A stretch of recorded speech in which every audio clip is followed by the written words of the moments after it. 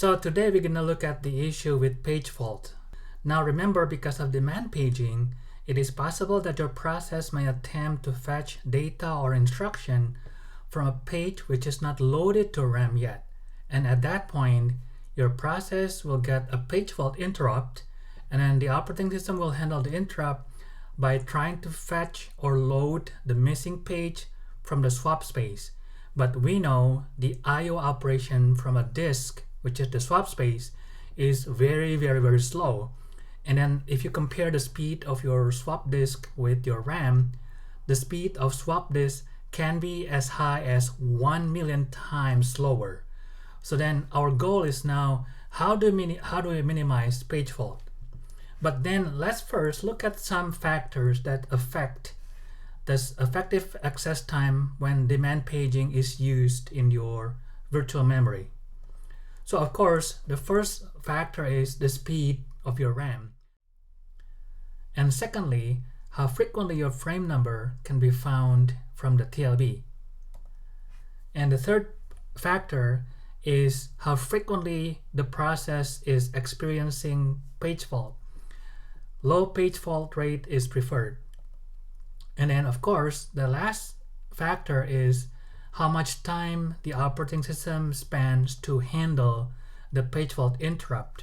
And remember, the page fault interrupt handler will have to do the following actions. So it has to fetch the data from the swap disk, and also it has to update the page table. So let's look in more details the step taken by the MMU and the operating system when your process is trying to fetch an instruction or data from the RAM. And the first step done by the MMU is to look up the frame number in the page table, and if the frame number is found, then the MMU will then use the frame number from the page table to generate the physical address. And then at that point, the MMU will be able to fetch the data or the instruction. But what if the frame is not loaded yet to the RAM? In that case, you will get a page fault. So remember, the page table has an additional bit that will tell you whether the frame is loaded to RAM or not. And then if the frame is not loaded, then you will get a page fault interrupt.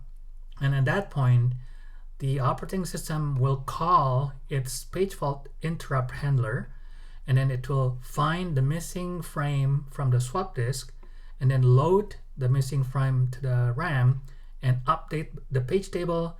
Once the page table is updated, then the MMU will be able to generate the physical address using the frame number and the offset, and then finally fetch the data. Now, you see two numbers here. So F is the page fault rate. So then the MMU will be taking this branch with the probability of F, but then the MMU will take the left branch with the probability of 1 minus F. So the red numbers that you see here tells us the time to complete each step. So M is the RAM access time, and S is the total time required by the page fault interrupt to load the missing frame to your RAM. So what is the total effective access time from the flowchart? So using these numbers, the effective memory access time will be the sum of the left branch plus the right branch, and also the initial cost of doing the lookup into your RAM. So the effective access time would be M, no matter what, plus the left branch. The left branch will cost you 1 minus F times M. So why do we have to multiply with 1 minus F? Because this is like the probability you are taking the left branch. So if you're taking the left branch with the probability of 1 minus F, so then the total cost will be 1 minus F times M. That's the second term that you see here. How about the right branch? Well, the right branch is basically the same. So the probability of taking the right branch is F, and if you look at the total time will be S plus 2M. And that's what you see in the third term. So if you do the algebra, you have m from here and you have another m from there. So then you have total of 2 m's, and you have 2fm, so f times 2m, so you have 2fm from here minus fm, so total you have plus fm, and finally you have f times s. So if you do the math, this is what you get, and then I can factor out f from fm plus fs. But out of the three terms in our equation, f times s is usually the term with the largest value, because s is the time to perform the page fault interrupt handling, and it will require some IO operation from the swap disk, and then the swap disk is very slow compared to the two factors m, which is usually in nanosecond, and the time in s is like millisecond. So now let's compare two different scenarios by using some numerical example with two different page fault ratio. So the top one is 1 in 1000, and then the second one is 1 in 10,000. The page fault service time is in millisecond, but the RAM access time is in nanosecond. So we do have to convert from millisecond to nanosecond. So 8 millisecond is now 8 million nanosecond. So we can just plug in these numbers into our formula. So we have 2 times m. M is the RAM access time, which is 200 nanosecond. This is what we have. And then the page fault ratio multiplied by the total of page fault service time and RAM access time. So if you add these two numbers together, you will get like 8,200,000 nanosecond. And this is the number that you see at the end, which is 8,400. But for the second example, where the page fault ratio is much lower, and we can see the difference between the effective time of the two cases. So when the page fault ratio is very low, we can see the effective access time is much lower. So what you see in this page, we basically ignore the TLB, this high-speed cache TLB. So then this diagram is similar to the previous diagram or the flowchart. The only difference is now we consider the effect of TLB into our MMU. And in addition to the access time to your RAM, which is M, and then the service time of your page fault handler, we also see a new box where the MMU will access the TLB, and then T is the time to access the TLB. By using the flowchart, now you can see the total effective access time would be T plus the left branch and the right branch. So T plus the left branch is H times M. So what is H? H is now the hit ratio, the TLB hit ratio. So that's why you need to multiply H by M to get the sum from the left branch. And then to get the sum from the right branch, you need to multiply 1 minus H, which is the TLB miss ratio, by the total from the right.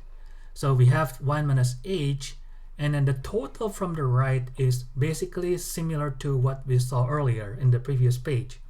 So in the right branch, we have two sub-branches, left sub-branch and right sub-branch. So the left sub-branch will be 1 minus F times T plus M. So 1 minus F times T plus M. And the right branch will be F times S plus M plus T plus M. So this is what we get. Again, if you look at all these numbers, F times S will be the most dominant value from all the terms.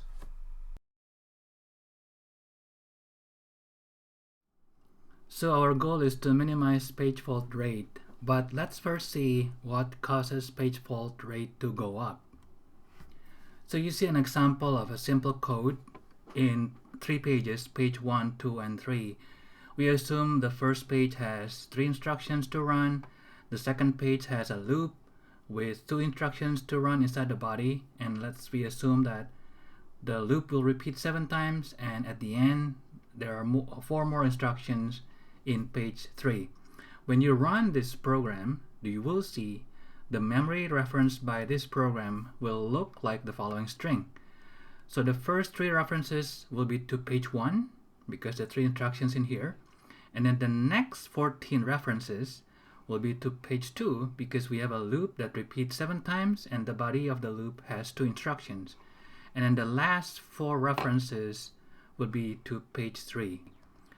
Now, what if in the body of the loop you have a variable, you have a local variable, and we know local variables are allocated in the stack. And then assume that the stack is in page 7. So what is the difference in the memory reference from the first program and the second program? If you compare, then every time you go into the loop, there will be a reference to page 7 because the instruction x++ and x is in the stack. And if we assume now the loop repeats 5 times, then you will see the pattern 227, 227 5 times. So the rest will be the same. And if you compare the two, the first program will trigger at least 3 page faults. Why 3 page faults? Well, the first page fault is to bring in page 1, because remember we are doing demand paging, and the second page fault is to bring in page 2 and then page 3 at the end. Now with the next program down here, you will see at least this program will trigger 4 page faults to bring in page 1, 2, 7, and 3. So we know that the memory reference pattern by a program is not random. So it follows some pattern and what we call pattern of locality. If you compare the two, remember, like there's some nice pattern. This is basically almost sequential pattern 1, 2, and 3. And in the second program, there's like a jump to page 7, but you can see that the same pattern, the same triplet repeats several times because of the loop. And then we're going to look at 2 different types of locality. The first type of locality is what we call spatial locality, which means a reference to a memory program is clustered in space.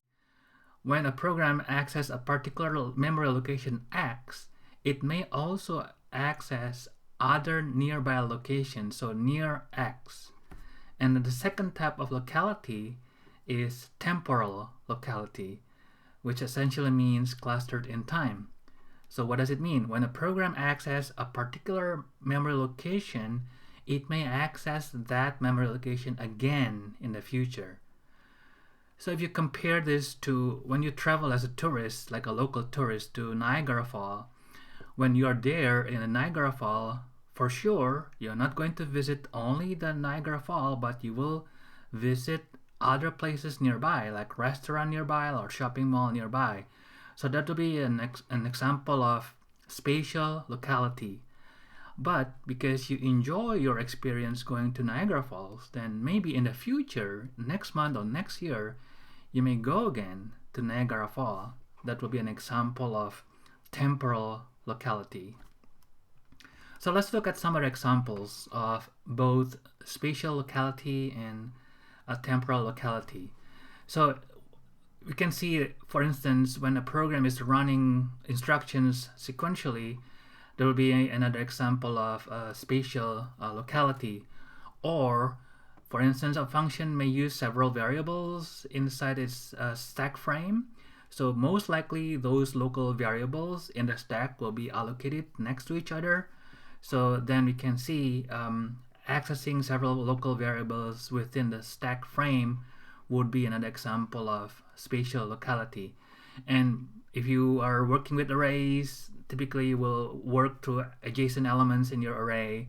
So that would be another example of spatial locality. How about temporal locality? So let's say you've been using a function because this function is used multiple times in several places, then the same function will be called again and again. So the chart that you see here shows a behavior of program running over time. The horizontal axis, the x-axis, is the execution time, and the vertical axis are page numbers.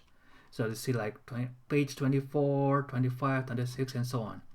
And every time you see a dot or a black dot, this program makes a reference to, let's say, page 30 at this time during its execution. So what else can we observe from the diagram? And you will see like some references are clustered. Let's the one that I show in blue and the one that I show in red. So the one clustered in blue will be an example of temporal locality. So essentially the same page is referenced again and again and again and again during the execution of the program. So like you're going back to Niagara Falls many times throughout the year. But the other cluster in red, this will be an example of spatial locality, because if you look at a slice, if you look at a vertical slice of this chart, then at that point in time, the program is using adjacent pages, like 5 or 4 adjacent pages at a time.